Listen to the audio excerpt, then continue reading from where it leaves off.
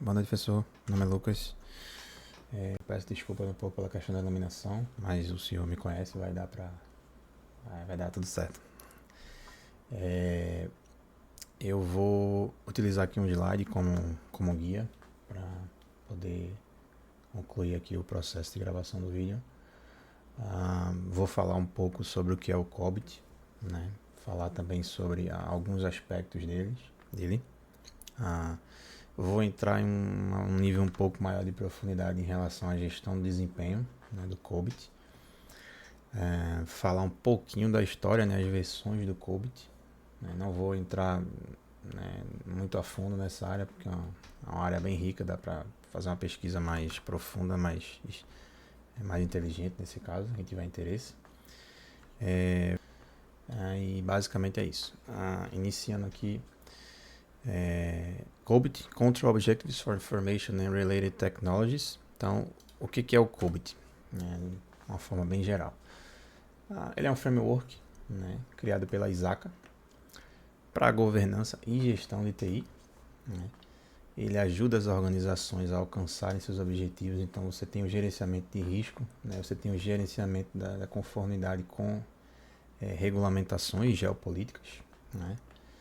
E tudo isso para proporcionar um conjunto, né, estruturado de práticas e controles, né, para gerenciar a tecnologia da informação de uma maneira eficaz.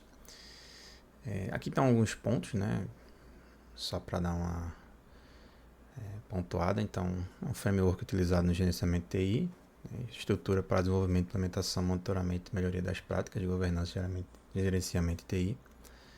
Ele ajuda as organizações a alcançarem suas metas, gerenciando riscos. Então, aqui o ponto-chave é sempre que no COBIT, o gerenciamento da TI vai estar sempre alinhado com os objetivos do negócio específico. É um ponto bem importante aqui para se destacar. Alguns aspectos, né, levantei aqui sobre o COBIT. Eu vou falar de uma forma bem simples sobre cada um e entrar um pouco mais na questão da gestão do desempenho. Né? Objetivos de governança e gestão. Né? Então, o COBIT ele define, né, um conjunto de objetivos de governança e gestão para cobrir todos os aspectos da gestão da TI. Então, novamente, os objetivos de você alinhar a TI com as metas do negócio, né? Gerenciar os riscos, garantir que os investimentos de TI tragam um valor para a organização. Processos e componentes. O framework, né, que é o COBIT, ele é estruturado em torno de processos, né, domínio de processos e componentes, né, que orientam a implementação da gestão de TI. Existem processos específicos para cada domínio, então a gente pode citar aqui como domínio a questão da governança da TI corporativa, a gestão da TI corporativa. Então você tem, né, processos específicos para cada domínio, sejam quais for. A gestão de desempenho, eu vou falar mais a fundo sobre isso, mas de uma forma geral, o COBIT ele traz métricas para a gente realmente medir, né, mensurar essa questão do desempenho e ajudar a organização a dizer, tá no caminho certo, não tá. Eu já entro nesse ponto mais a fundo. Objetivos de controle. Então, cada processo dentro do COBIT ele tem objetivos de controle associados, né, que definem o que deve ser alcançado para gerenciar os riscos e garantir as conformidades, né, de acordo com cada país, enfim. Ou outros pontos também, né? Conformidades específicas de uma região, políticas, enfim. Atualizações do framework. Então, ele é atualizado regularmente, né, para refletir, né, a evolução da governança e gestão de TI, né, sempre. Então, a versão mais nova é a 2019. E é isso, basicamente. A integração com outros frameworks, então, ele pode, né, e deve ser integrado, né, para se atingir um objetivo mais interessante, né, mais preciso. Com outros frameworks como o ITIL, então é bem interessante você utilizar o COBIT em paralelo com o ITIL, por exemplo, ou outros, algumas normas como a ISO, por exemplo, para você fornecer uma abordagem mais precisa. Então, entrando aqui um pouco mais na questão na gestão de desempenho, né, nós temos indicadores, né, para essa gestão de desempenho. Então, a gente tem indicadores de chave de desempenho, que são os KPIs, por exemplo, indicadores de chave meta, que são os KGIs, e os fatores críticos de sucesso. Então, tudo isso aí faz parte realmente da questão da mensuração, né, dos processos. Então, por exemplo, como exemplo para citar sobre indicadores de chave de desempenho, né? Lembrando que todos esses indicadores eles têm, né, processos, assim, bases, né, para você implementar cada um deles, né, obter no caso. Todos eles geralmente trazem a questão de você definir de uma forma clara, né, definir sua chave de desempenho, definir seu indicador de meta e definir o seu fator crítico de sucesso, né? Todos eles também têm a questão de estabelecer referência, então eu preciso de uma referência, né, de outras empresas da indústria, da literatura, para ter, né, a base. Então, baseado nisso, grandes empresas de sucesso têm uma meta de 20% para uma ação, por exemplo. Então, isso é a base para tudo. Né? Então, tem a coleta de dados, tem a análise do desempenho e tem a questão de relatar e agir. Então, tudo vai ser monitorado, né, frequentemente, cada indicador desse. Né? Então, só levantando aqui de uma forma simples, né, uma chave de desempenho, por exemplo, seria como é que a empresa lida com um incidente. Então, aconteceu uma coisa, né, eu tenho que ter a previsibilidade disso. Né? Em quanto tempo eu vou resolver isso? Então, uma grande empresa resolve isso em 1 hora. Então, essa é a minha base, digamos assim. E varia 1 hora, 2 horas, enfim. Aí você utiliza a métrica que é mais adequada ao seu negócio. E isso é uma chave de desempenho, tá? Então, basicamente isso. A chave de meta seria, olha,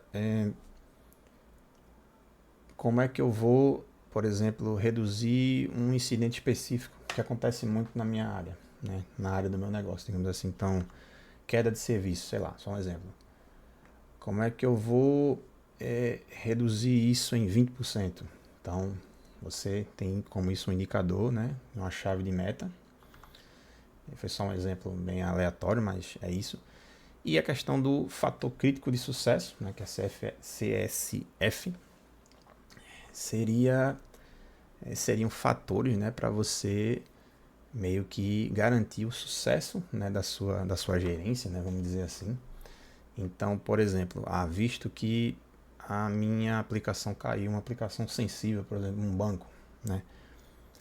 Quais ações eu já vou previamente estabelecer para que isso seja mitigado ou seja resolvido de uma forma mais rápida possível? Então, por exemplo, estou lá com minha aplicação do banco, caiu por algum motivo, não sei. Né? A aplicação do banco não pode ficar offline por muito tempo, né? A gente sabe disso, lida com o dinheiro das pessoas. Então, por exemplo, eu tenho já uma abordagem, né, em relação a isso. Quando isso acontecer, eu vou, sei lá, por exemplo, fazer um deploy de uma versão estável, que funciona, que não tem nenhum problema, e subo ela, então a aplicação volta a funcionar de uma forma meio limitada, né? Enfim, aí vai de caso a caso, mas ela volta a funcionar. Depois de se identificar o problema, você faz a correção e manda na aplicação, né, completa, digamos assim. Então, isso é um fator crítico de sucesso. Então, são atitudes que eu tenho para, né, mitigar problemas, né, problemas críticos que vão impactar negativamente aí no processo. Vou passar aqui agora um pouco sobre a história do COBIT, né? Não vou entrar em muitos detalhes aqui, mas basicamente o COBIT tem 5 versões, né? Então a primeira é de 1996, que era o COBIT 1.0. Eu vou dar uma pequena colinha aqui, mas basicamente, né, as primeiras versões do COBIT, elas são muito parecidas, assim, se eu posso dizer, com o ITIL, porque não havia uma visão holística, né, do processo, uma visão ampla, né, de todos os pontos do processo. Então, ele era focado em coisas específicas, né, as versões iniciais. Em relação ao ITIL, né, ele é focado, né, na parte da geração de valor e o serviço para o cliente, né. Não que essas versões do COBIT fossem focadas nisso, mas a relação aí, no caso, em relação a semelhança seria em relação ao fato de ser focado num processo, né? Então a gente tem aqui o lançamento inicial, né? A versão 2.0 já ela expandiu, né, a orientação e gerenciamento do TI. As versões mais novas, né, do COBIT, o COBIT 5 2019, introduziram, como eu falei, uma abordagem mais holística, né, uma abordagem integrada, né, da visão estratégica organizacional. As versões mais antigas, a 4.0 e a 2, a 4.1, né, que tem outras, né, tem outras divisões aqui também, eu coloquei de uma forma geral, começaram a se integrar melhor com outros frameworks, né, e o COBIT 5 2019 eles aumentaram significativamente, né, então começaram ali e depois foram se expandindo cada vez mais.